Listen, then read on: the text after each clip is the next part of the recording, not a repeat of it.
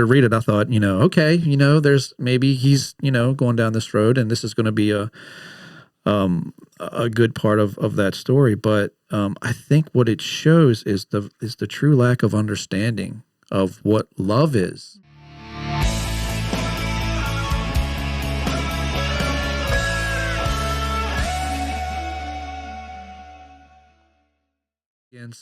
There was a lack of accountability mixed in with hope, I guess you would call it, and a future. So if you can, in your own words, just kind of break down what it was and how this affected you and your mom. Yeah, so this letter was a letter that he had given my mom the day that their divorce was granted in court. He was trying, in his very manipulative way, to get her back. But when you read the letter, you kind of realize that's never going to happen. Like thinking about his mentality, his mental state, I guess, during that time, to think that could even possibly remotely make her want to come back to him. I put it in there because it gives my dad, I was going to say it gives my dad a voice, but that's not really accurate either. It just is a good picture of the way he spoke to my mom on a daily basis. And it helps, I hope, the reader to see what we were dealing with. And there's a lot of mental illness there that you can see through the letter. I mean, it's apparent, but when I read it, it takes me right back. It just takes me right back to those moments, and it does make me angry with him again. And I have to go through that forgiveness process again. Now, I get there a lot quicker now than I did, when I was writing this book or even before, but I just think that it's important because he bears everything in this letter, and he just shows his true colors at the time, the bad parts of it, I guess.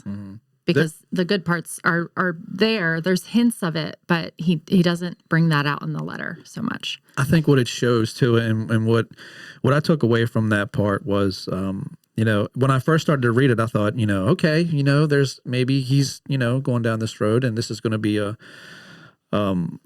good part of that story. But I think what it shows is the true lack of understanding of what love is, and what how to treat people and how to express that. Like, I don't think he understood what love was to that point and understand how to express it, because to him it was, the way to get you guys back was to say, negative things. And I can relate to a point, because when you get mad, especially as men, we get mad. We point out you're not going to make it. You're not going to do this. I mean, that happens. But to do that in conjunction with telling you I want you back is a real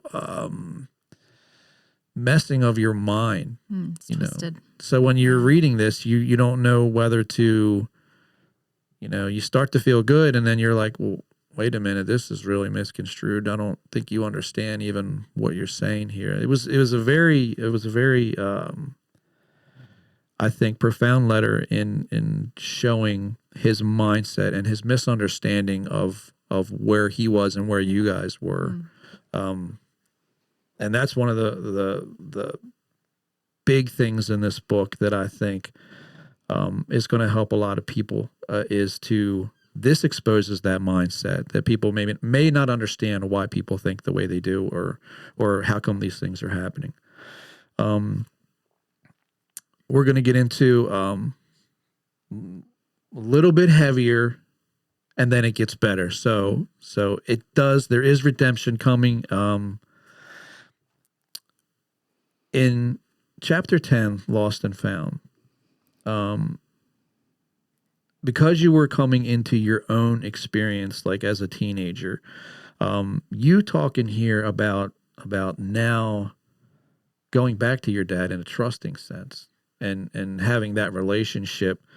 What made you gravitate back to that? Was it because you were coming into your own and having your own experiences and he understood those, or what made you gravitate for that point? I really think my mindset at that time was somewhat manipulative. I think I had learned so well from him how to manipulate, and a part of me, maybe not intentionally, but subconsciously, I wanted to turn that around on him. And I knew I could use him. Mm-hmm. And it's hard to even say those words because I couldn't imagine now being that person. But as a teenager, you're trying to find yourself, you're coming into your own identity, and my identity just felt so all over the place and twisted, and I was so confused and lost. So any chance that I had to try to, I think, take advantage of anything he was trying to offer me at that time, I did. He wanted me to lean on him. He was also still manipulating me at that time, and I knew it. So I gave him the opportunity to do the things that he thought he was doing for me, and then used him at the same time. And I hate that I did that.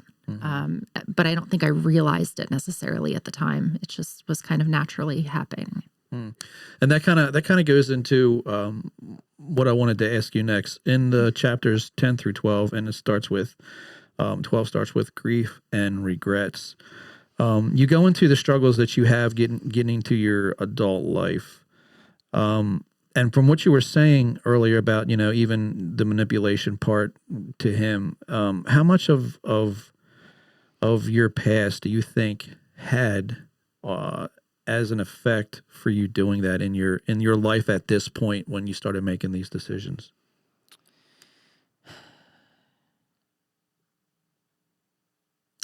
I think so. I have to really look back and take a hard look at my life then to understand that. And I tried to do that when I was writing this book, and I don't think I perfectly hit on it. I was trying so hard to do the complete opposite from what I grew up in my family, that I think it just became this facade, to a point where I was trying so hard to go the right way and be the perfect Christian, and make sure that nobody ever saw through that and nobody ever knew what I experienced growing up, because that would change their perception of me. I wanted everybody's perception of me to be this perfect Christian girl with this perfect Christian family and these perfect Christian children who never did any wrong. And by doing that, I think I put such a high expectation on my family that I didn't realize.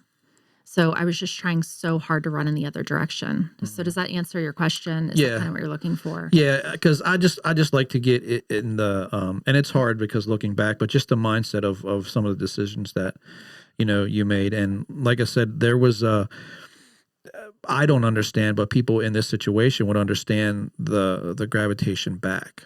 And to me, that's hard to understand, I guess, to a point.